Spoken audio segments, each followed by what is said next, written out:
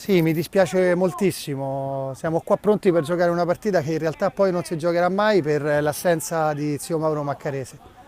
Per me è una pagina molto triste perché poi alla fine io sono 5 anni che faccio l'allenatore del Football 8, in precedenza dello studio Bonfiglio Immobiliare e in 5 anni ho sempre messo al primo posto la sportività, la voglia di giocare.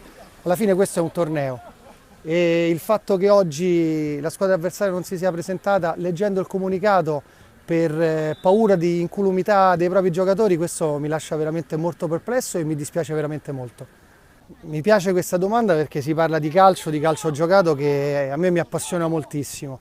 Noi siamo partiti con una squadra nuova, completamente nuova. L'abbiamo fatta in poco tempo grazie all'aiuto di Eusebio e del presidente Bonfiglio e abbiamo avuto degli alti e bassi, giustamente come dici tu. E siamo secondo me una squadra competitiva, lo vediamo dai risultati di Coppa, cioè su una gara secca noi possiamo vincere con chiunque.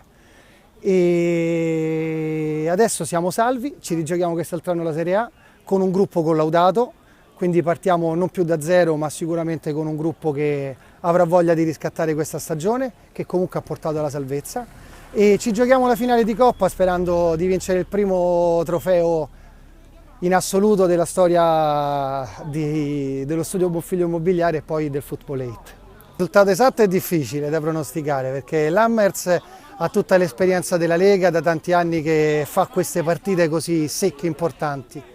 L'Alitalia rispetto all'altro anno è una squadra più competitiva, più pronta a giocare probabilmente questo tipo di partite. Non lo so, è un risultato complicato, dico 5-4 per l'Hammers.